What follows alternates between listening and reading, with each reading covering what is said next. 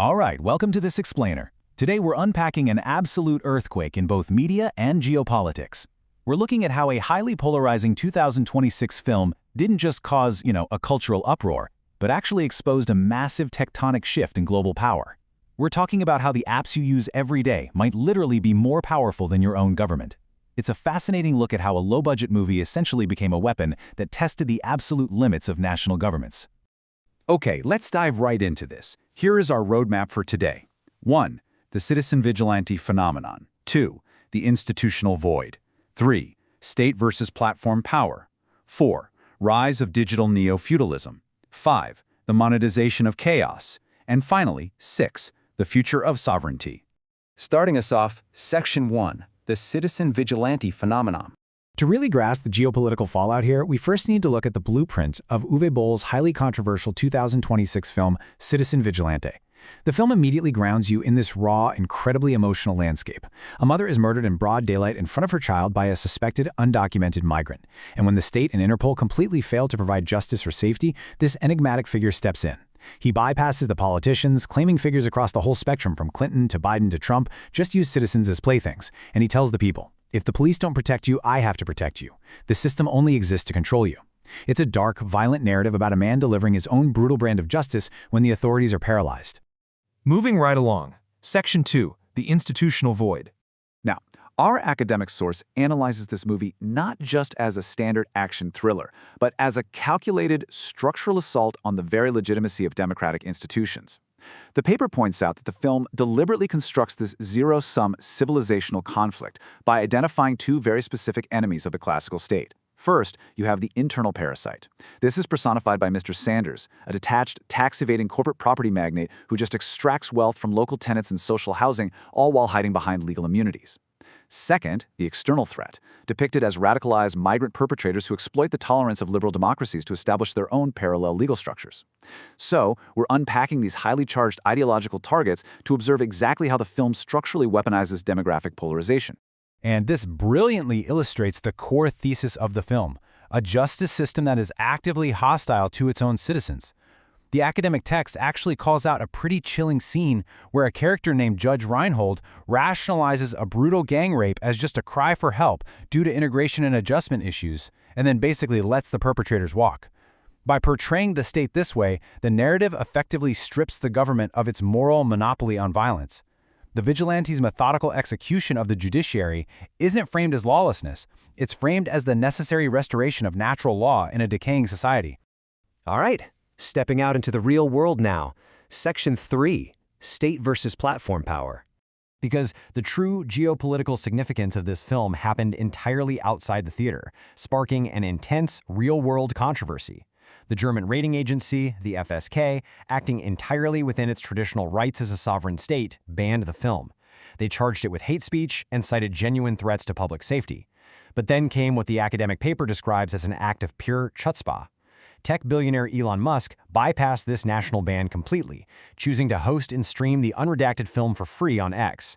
So we're seeing a direct, head-to-head clash between traditional state censorship and transnational digital platform Define. Just to put the sheer scale of this bypass into perspective, 10.5 million rapid views almost instantly.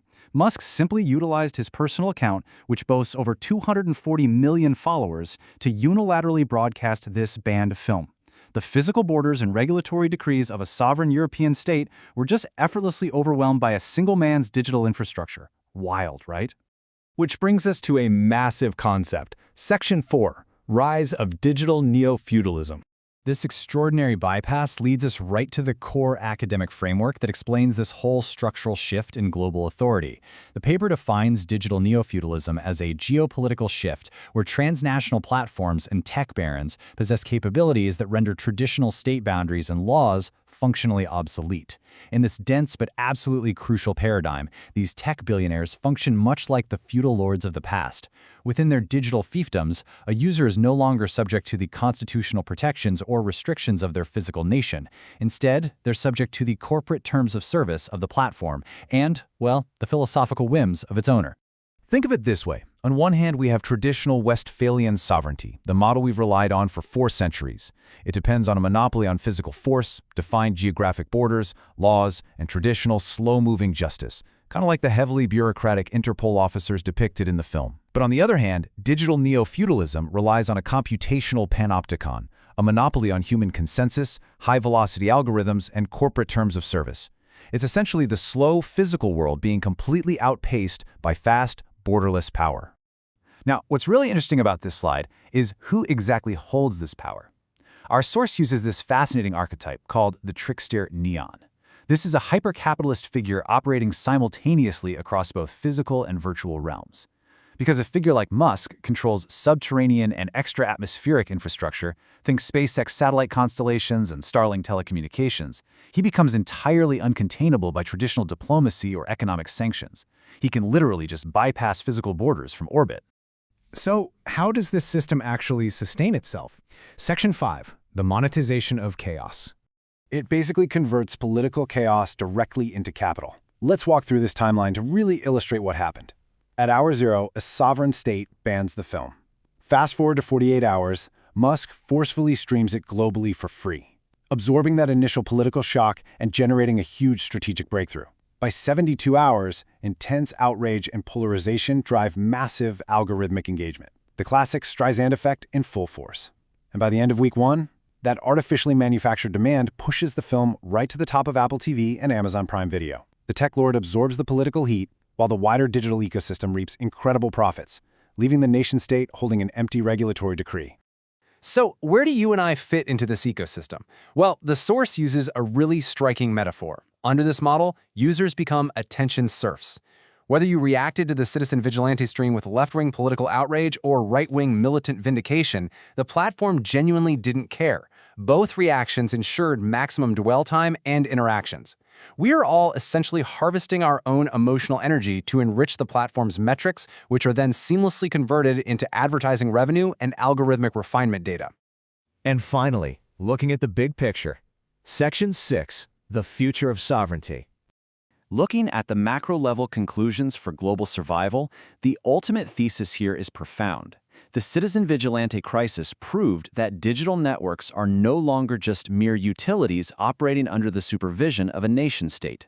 Transnational platforms have actually evolved into sovereign entities in their own right.